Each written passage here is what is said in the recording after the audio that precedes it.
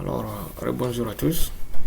Je disais tout à l'heure là que nous allons continuer avec la suite de notre configuration. Vous vous rappelez, la semaine dernière, on parlait de la mise en place de ces équipements de base, autrement dit ces accessoires qu'on a eu à placer dans le paquet traceur, à savoir le commutateur et le routeur. Sur ce, on avait également, à travers les commandes de base, essayé de prendre le contrôle de ces équipements pour pouvoir avoir un certain niveau de contrôle sur ces équipements-là. On peut juste faire un petit test. Donc je viens sur mon ordinateur desktop, terminal,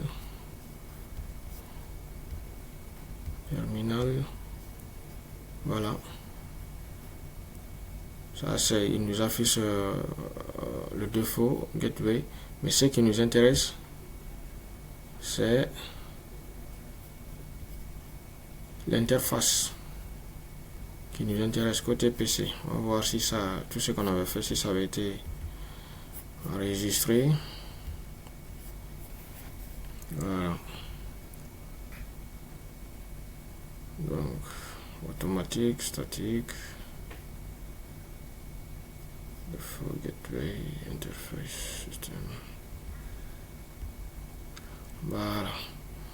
Donc vous avez la même adresse puisque ça n'a pas été configuré sur un serveur DHCP, c'est fait de façon statique. On avait donné au PC le 192.168.10.10 comme adresse IP et le masque de sous-réseau 255.255.255. Donc ce que nous allons faire, le serveur également, on va aller sur pour voir son adresse. Voilà, c'était le 8.8.8. Donc du coup, je vais essayer d'envoyer à travers mon browser. Le browser, c'est ce qui va plutôt me permettre, ou à partir de cet ordinateur, j'envoie d'abord un ping. Le ping, ça va être le 8.8.8. Ping, pour que ça soit un ping répété, j'ai le ping T 8.8.8.8. Attention, 8.8. Et on va justement attendre que le ping aboutisse. D'accord. Et là, nous voyons réellement que le ping passe. Et qu'est-ce qu'il faut faire? Je vais venir dans mon browser, là. Essayons de réduire cette fenêtre-là. Maintenant, dans ce browser, puisque l'adresse IP du serveur, c'est le 8.8.8.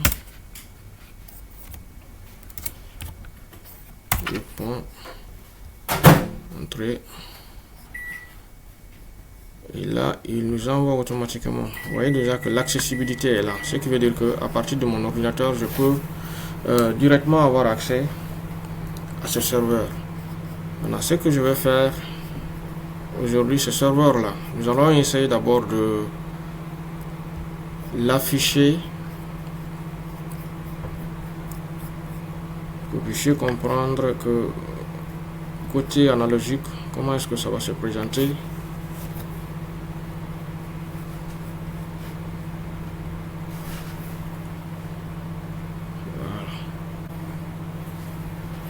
Ça c'est de façon physique.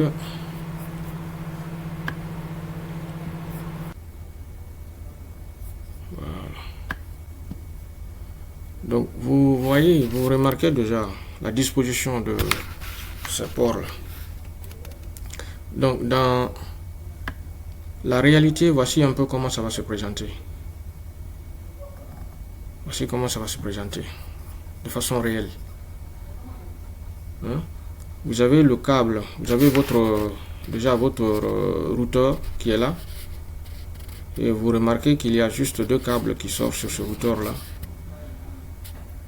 Vous voyez un câble qui vient côté switch, côté, je veux dire côté serveur, qui est connecté à votre serveur, le fichier, et un autre câble qui remonte vers le commutateur, hein, c'est-à-dire le switch.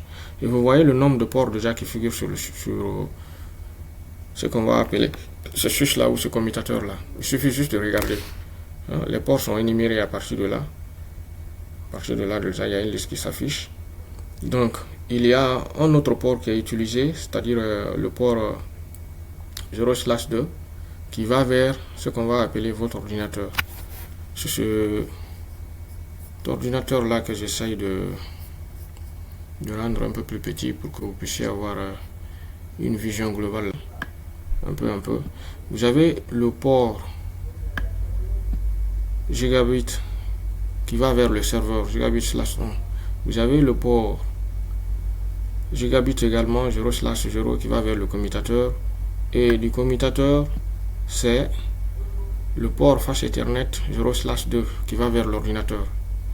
Donc si je viens sur le mode physique, comme je disais, cette représentation déjà c'est carrément sur un mode logique, c'est-à-dire de façon logical. Maintenant sur le mode physique, sur le mode logique, voici comment ça va se présenter. C'est ce que nous essayons de mettre en place pour pouvoir continuer ou faire nos configurations. Mais dans la réalité des choses, voici comment votre topologie va se présenter. Ça sera à vous soit de faire une bonne topologie ou de voir quelle est la topologie qu'il faut réellement mettre en place. Ce qui nous intéresse, c'est ce bureau là. Voilà. C'est ce bureau là. Voilà.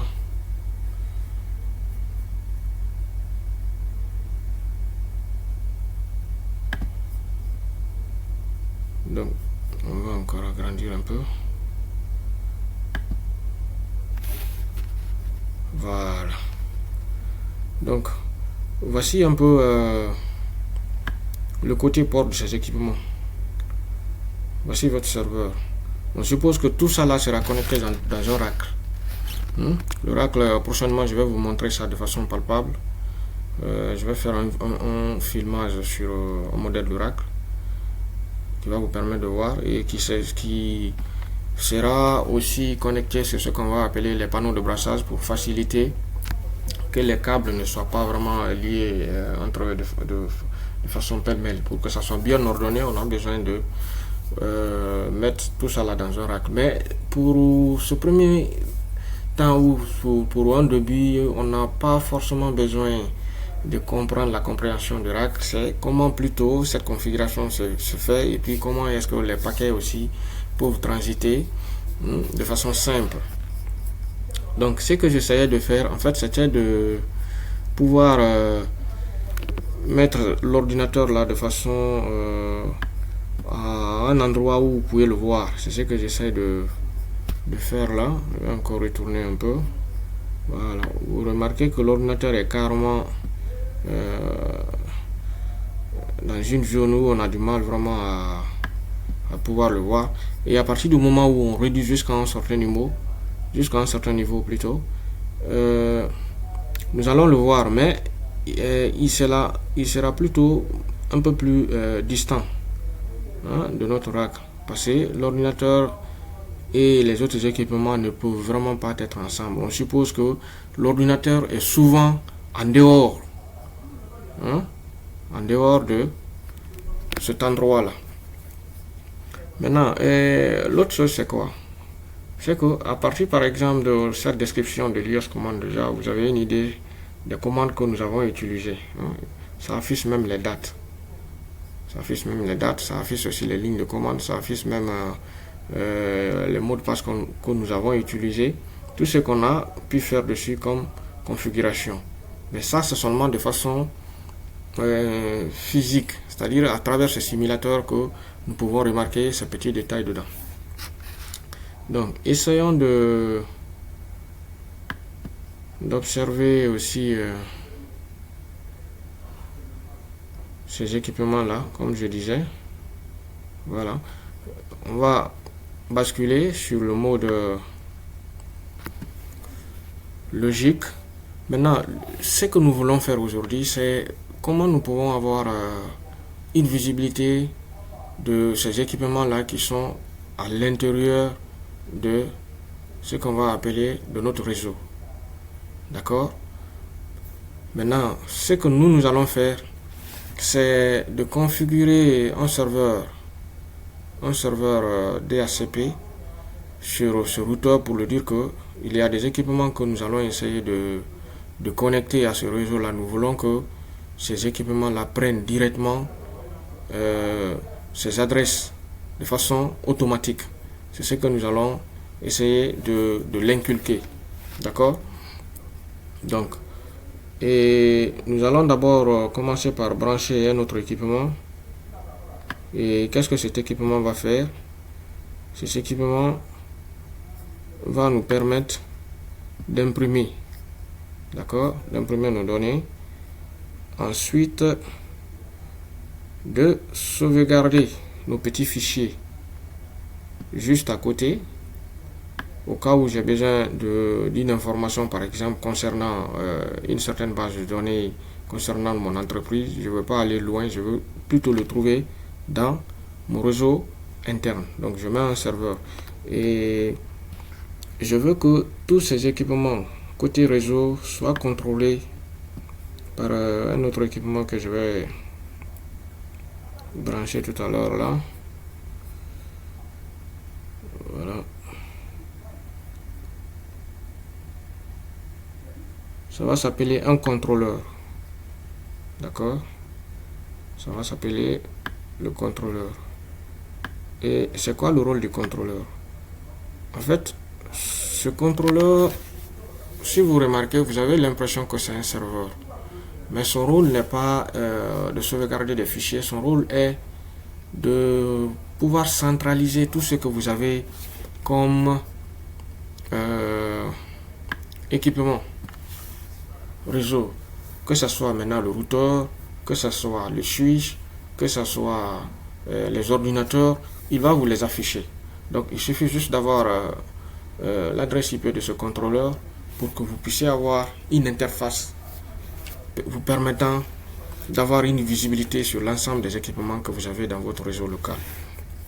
Donc on va relier tous ces équipements là, donc du commutateur du port 3, je vais d'abord relier à ce serveur là à travers son port gigabit 0. Ensuite, du commutateur également du port 4 au serveur.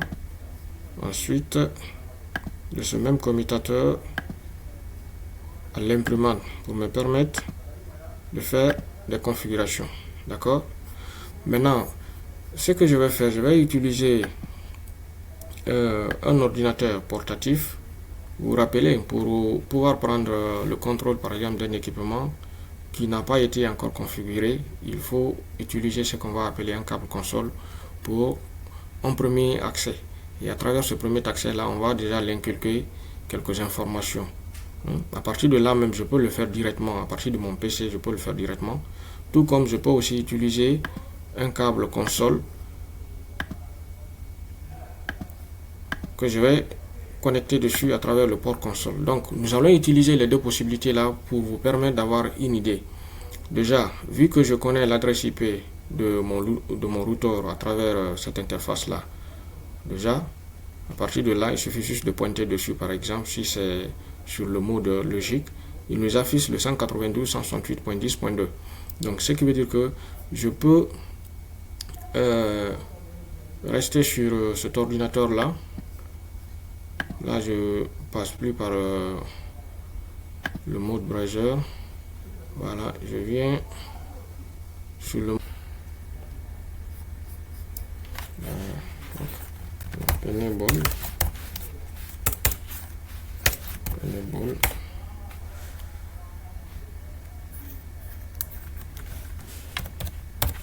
Tac. So,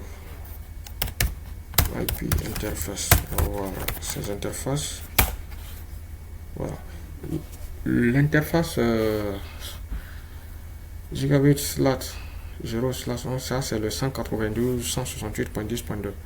Et l'autre interface, nous avons le gigabit 0/11, ça c'est le 8.8.8.1. Tout est up. Maintenant, ce que nous allons essayer de faire, c'est quoi? C'est que nous allons lui dire so running config pour avoir une idée sur l'ensemble des configs que nous avons déjà fait dessus. Ça, c'est les lignes de commande qu'on avait introduites pour pouvoir prendre le contrôle à distance. D'accord? Donc, et on avait synchronisé à travers cet outil-là. Maintenant, ce que je vais essayer de faire, c'est de voir l'adresse IP de mon ordinateur. Donc, je vais revenir en arrière, je viens IP adresse, j'ai le 192.168.10, d'accord. Maintenant, pour la config à travers le câble console, on va un peu remonter sur le mode de configuration globale pour pouvoir insérer d'autres informations. Qu'est-ce qu'on va dire? On va dire IP adresse, IP DHCP pour voir quel est le nom qu'on peut donner à cet adressage là. IP DHCP pool. Donc nous on va dire IP DHCP pool tech form. D'accord? Ça c'est le nom de l'adressage. Maintenant nous voulons que comment on va appeler ça? Le défaut, autrement dit la route par défaut ou le gateway de ce pôle d'adressage là soit cette interface du routeur lui-même qui est le 192.168.10.2. C'est ce qui va être notre gateway. Ça veut dire que tous les équipements là, s'ils doivent sortir sur ce réseau, doivent passer par cette interface là qui a pour s'il faut dire adresse IP 192.168.10.2. Donc on va le dire, ce réseau là aussi va s'appeler network, c'est le 192.168.10.0. c'est ce qu'on va dire, .10.0. et le masque de sous-réseau également, ça va être le 255.255.250. Attention, .255.255.0. D'accord? Maintenant, essayons de vérifier tout ça là pour voir est-ce que nos équipements là en réalité peuvent recevoir l'adressage dans ce réseau là qui est le 192.168.2.10.0. Donc je commence par le serveur qui est là. Je vais cacher un peu le. Je viens au niveau de config. Pour le moment, je suis côté statique. Je n'ai rien mis. Maintenant, je vais mettre sur le mode dynamique DHCP. Donc, du coup, lui, puisque c'est la route, autrement dit, l'adresse par défaut ou le gateway qu'il va effectivement prendre comme la passerelle, ça veut dire qu'il reçoit des données via cette interface qui est le 192.168.10.2. D'accord? Essayons de remonter pour voir quel est son adressage également au niveau de son port de réseau. Donc là, il aura pour adresse IP également le 192, c'est ce qui est là, .168.10.1. Vous avez également son adresse MAC. La dernière fois, je vous parlais également de l'adresse MAC. Ça, c'est côté link local qui ne nous intéresse pas pour le moment. Affichons un autre équipement à part le serveur déjà. On va afficher également l'imprimante. On vient sur config, on vient sur interface. Puisque nous n'allons pas donner cette fois-ci une adresse physique, nous avons inculqué à notre routeur que tout autre équipement qui va se connecter sur ce réseau local qui est notre LAN, nous voulons que tu lui donnes une adresse IP. Et déjà, il a donné le 192.168.10.1 à notre serveur. Je crois qu'on va même mentionner juste en bas pour ne pas faire de confusion. 192.168.10.1. D'accord?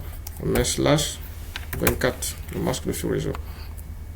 Donc, on revient également sur ce laptop déjà qui avait une adresse physique. Lui aussi, on va essayer de lui donner cette fois-ci une adresse, mais à travers le DHCP.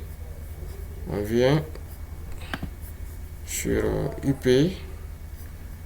Voilà, vous voyez déjà, ça c'est le statique que nous-mêmes nous avons rempli. Cette fois-ci, nous allons mettre le DHCP. Le DHCP, est-ce qu'il a reçu une adresse? Oui. Maintenant, il a le 192.168.10.3. Et le masque de sous-réseau est rempli. Son gateway, c'est-à-dire la passerelle, c'est 192. Bon, ça c'est l'adresse IP, comme je le disais encore tout à l'heure là, de l'interface là. Ça veut dire que c'est cette interface qui fait transiter tous les autres paquets qui vont quitter sur ces équipements là, que ce soit maintenant l'imprimante, que ce soit le serveur, que ce soit l'ordinateur, cet ordinateur là. Tous ces éléments là vont passer par cette interface là qui sera notre gateway, c'est-à-dire la passerelle par défaut, la route par défaut, autrement dit, pour pouvoir atteindre cet autre réseau où est connecté notre serveur.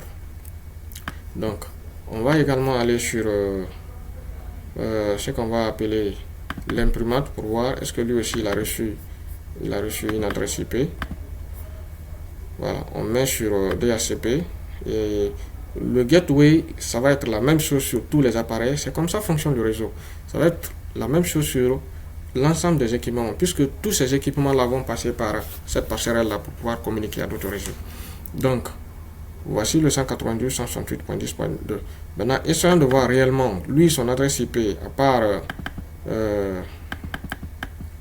notre gateway. Voilà, combien il va recevoir. Voilà, c'est ce qui est là comme ça, le 192.168.10.4. Ça, c'est l'adresse IP réelle de l'imprimante. Donc, à travers même un browser sur mon PC, je peux me connecter directement à cette imprimante-là. Puisque l'objectif n'est pas de me connecter encore dessus. Donc, l'objectif, c'était de configurer le serveur DHCP sur ce routeur là pour que tous les autres équipements que je viens de connecter, pour ne pas les donner des adresses physiques. Donc à partir du moment où nous avons réussi à faire cette configuration déjà, vous avez remarqué que les commandes que nous avons utilisées n'étaient pas aussi plus compliquées que ça. Nous avons juste inséré deux commandes. Donc la première commande, c'était quoi? Nous avons d'abord ciblé notre routeur pour le dire que nous voulons te donner un serveur. Autrement dit, nous voulons configurer un serveur DHCP. Donc, voici la commande que nous avons inculquée. Donc, IP DHCP pool, il faut lui donner un nom. Le nom que nous avons choisi, ça dépendra maintenant de notre réseau. Puisque moi, mon réseau, par exemple, local, ça va s'appeler Tech Foam Center, c'est le centre. Et quelqu'un d'autre peut prendre aussi un autre nom, peu importe. Vous avez la possibilité de prendre n'importe quel nom ici comme nom déjà de pool de votre serveur DHCP. Donc, qu'est-ce qu'il faut? Il faut trouver également la passerelle par défaut. Vous identifiez l'interface sur laquelle tous les autres équipements là vont passer. Vous identifiez, ça c'est la deuxième commande. Et la troisième commande, il faut cibler le réseau. Vous avez remarqué que nous n'avons rien mis ici. Pourquoi? Parce que cette partie-là, c'est la partie haute. La partie réseau commence le 192.168.10. Ça, c'est la partie réseau. Maintenant, à partir déjà de cette partie-là, c'est la partie haute. Haute, ce qui veut dire que c'est un peu comme si c'est la partie visiteur. D'accord? Ce qui veut dire que tous les autres équipements que je vais brancher sur mon réseau, c'est cette partie-là qui changera forcément. Ce qui veut dire que l'autre peut avoir le 10, l'autre peut avoir le 2, l'autre peut avoir le 4, jusqu'à 254 adresses IP. C'est ce qui doit ressortir de de cette partie-là. Et à partir du moment où ça arrive ici, il faudra créer un autre sous-réseau. Pourquoi? Parce que notre réseau local déjà est saturé. Donc, ça c'était la première hypothèse. Nous allons également mettre ça sur le mode physique, voir les branchements. Bien avant de mettre sur le mode physique, on va se débarrasser de ce PC qui nous a permis de faire cette configuration là. Voilà, on enlève carrément. Voilà. Et essayons de voir tout ça là sur le mode physique. Voilà. Donc, voici également. C'est pas aussi un câblage digne de ce nom, mais l'essentiel est de comprendre comment fonctionne. Voilà. Donc, vous voyez sur le commutateur, entre le commutateur et le routeur, il y a un seul câble qui les lie. D'accord?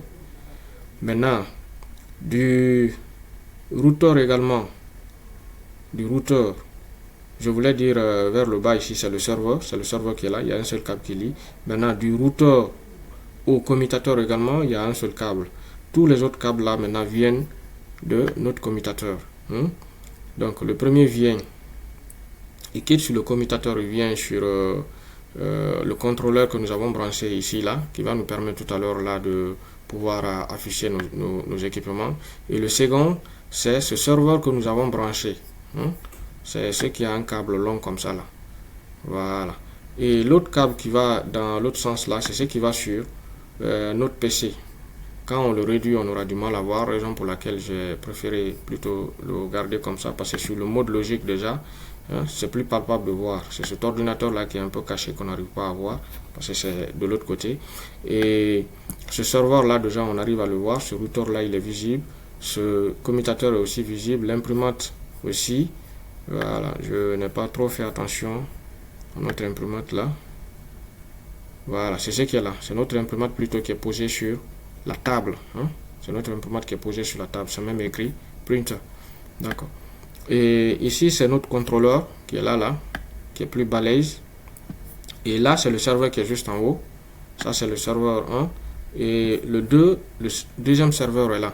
Donc, la façon dont nous voyons sur le mode logique ici, ça ne sera pas aussi comme ça sur le mode physique. Pourquoi? Parce que là, tout est classé dans un rack.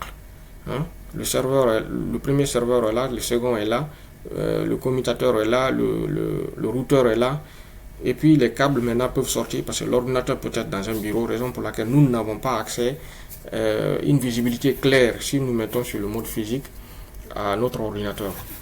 Maintenant, l'autre astuce c'est quoi? Nous allons venir sur notre contrôleur ici, d'accord? Voilà, on met aussi sur le mode DHCP pour voir quelle est l'adresse qu'on aura ici. Voilà, 192, ainsi de suite. Maintenant, on vient sur le port gigabit 0/1. Maintenant, l'adresse IP que notre contrôleur a reçu, c'est ce qu'il faut retenir, c'est le plus important. C'est le 192.168.10.5. Maintenant, nous allons nous servir de ça à travers notre ordinateur qui est branché sur le même réseau, puisque tout est lié à travers un câble. Donc moi je vais passer par ce browser là. Le browser c'est un peu votre moteur de recherche. Ça peut être Google Chrome, ça peut être Mozilla Firefox, ça peut être Internet Explorer, tout comme ça peut être Edge. Dans mon cas précis j'ai Edge ici, mais dans certains cas vous pouvez avoir le Chrome. Ce qui est important, il faut nécessairement un moteur de recherche. D'accord, il y a mon ordinateur qui manque quelques informations, raison pour laquelle ça tarde. Voilà, donc je viens sur ce browser. Et l'adresse IP que nous avons vue sur le contrôleur, vous vous rappelez, c'est le 192.168.10.5. Je vais valider, go. Voilà. Automatiquement, il m'envoie déjà sur le contrôleur que je viens de brancher là. D'accord? Et ce contrôleur, qu'est-ce que je vais dire? Je vais devoir lui donner un nom. Le nom d'utilisateur, je vais dire admin. D'accord? Le password, je peux prendre n'importe quel mot de passe. Donc je prends encore 1, 2, 3, 4, 5, 6. Et je confirme la même chose. Voilà. Tac. Et à ne pas oublier, parce que ça c'était la prise de contrôle pour une première fois. Donc vous vous rappelez, on a utilisé admin comme nom d'utilisateur. Donc chaque fois que je veux me connecter sur ce contrôleur pour avoir une visibilité sur mes équipements connectés sur ce réseau, c'est les identifiants que je vais utiliser. C'est-à-dire admin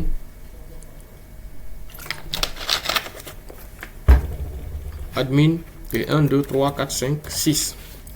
Voilà. Je valide tout ça. L'on me fait voir automatiquement, voilà, le contenu de ce contrôleur là. Pour le moment, il n'y a pas beaucoup plus d'équipements. Ça sera à moi maintenant de les ajouter. Là, vous voyez par exemple périphérique. Vous voyez le côté paramètres, d'accord, device. Donc l'adresse IP, il va falloir que je les ajoute. Adresse IP par adresse IP. Donc là je prends le 192.168.10.1. Le crédit, je n'ai pas encore créé, donc je vais juste ajouter sans crédit. Et je vais enregistrer tout ça. J'ajuste encore un second. Le laptop, on va devoir vérifier ça. Il a reçu le combien, parce que c'est ce même laptop qui m'aide. Donc je prends un autre équipement qui est l'imprimante. Lui, il a reçu le 4, le 10.4. Donc à travers ce PC, j'enlève juste le 1, je mets le 4 que je vais également ajouter. D'accord. Et quel autre élément? Pour le moment, on va juste se limiter à l'ensemble des éléments là. Le crédit, on va vous expliquer dans un autre cours comment les expliquer. Maintenant, essayons de voir tout ça là. Côté interface, vous voyez déjà, il y a eu ce qu'on va appeler une actualisation. Et du coup, il nous dit quoi? Qu'on a déjà deux hosts. C'est ce qui veut dire qu'on a deux équipements qu'on vient de connecter. Hein? Il nous montre automatiquement.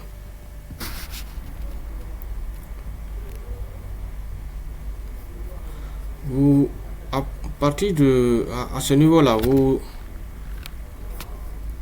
avez ce qu'on va appeler une description aussi de ces éléments-là. Voilà, de ces éléments-là. Mais le plus important, je crois, c'est de pouvoir voir un peu les équipements que nous avons. Je crois qu'on va, pour ne pas aller trop loin, parce qu'on est déjà à 42 minutes, pour ne pas aller trop loin, je ferai encore une autre vidéo où, à travers cette configuration, nous allons afficher l'ensemble de ces équipements ici pour que nous puissions avoir une vision ou une idée sur l'interface. À travers les équipements connectés déjà qui vont apparaître sur notre contrôleur ici. Lui, son rôle, c'est ça. Il vous montre le nombre d'équipements que vous avez connectés à travers le réseau, ainsi de suite. Donc, quand on vient à ce niveau-là, déjà, il nous dit quoi? Que le 192.168.10.1, hein, le hostname, c'est un serveur. L'adresse MAC même, il affiche automatiquement. Hein, et là, il nous dit aussi que on a une adresse MAC ici, mais l'adresse IP c'est le 192.168.10.1 et l'équipement c'est quoi? C'est le printer. C'est pas moi qui ai écrit, c'est lui qui a identifié automatiquement. Il vous montre même le type, n'est-ce pas? L'adresse IP, le hostname. Le hostname, ce sont ces éléments. Et il vous donne aussi une idée sur les ports. Hein, c'est que ces équipements là sont connectés à travers quel port. Donc vous prenez par exemple l'imprimante. Attention. Vous prenez l'imprimante par exemple qui n'est pas qui est déjà identifié à ce niveau là. Vous voyez qu'il est connecté sur le port 5. Il a identifié ici. Vous prenez aussi le serveur. Le serveur est connecté sur le port 4 là. Il est aussi identifié à ce niveau là. Donc c'est ce que je voulais vous montrer ce matin. chers apprenants, je vous ai dit déjà le but. L'idée est loin de faire, s'il faut dire, ou de faire des vidéos beaucoup plus professionnelles qui vont peut-être créer le doute chez certains. Vu que moi-même je ne suis pas encore un professionnel à ce niveau-là, mais j'essaye de me forcer quand même à vous donner le peu que je peux pour pouvoir les partager avec vous, pour que vous autres qui avez l'ambition, ou vous autres qui voulez vraiment apprendre quelque chose dans ce domaine-là, vous puissiez trouver au moins un levier sur lequel se lever ou sur lequel se focaliser pour pouvoir embrasser, pour que vous puissiez vraiment devenir des professionnels beaucoup plus grands ou beaucoup plus focalisés sur tout ce qui va avec comme équipement réseau ou tout ce qui va avec comme compréhension réseau.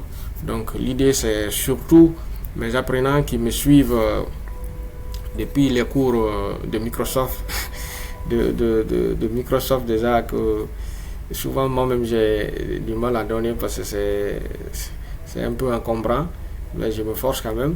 Et enfin, les cours de l'informatique de base, voilà, mais j'essaie de vous donner un certain goût pour dire que tout ne se limite pas seulement qu'à la compréhension du système d'exploitation, à la compréhension de la suite Office. Il faut aller aussi au-delà, parce qu'aujourd'hui, là, le monde de la technologie évolue. Il y a tellement d'équipements qui sortent de jour en jour, il y a tellement de concepts qui apparaissent aussi de jour en jour. Donc, il faut souvent actualiser.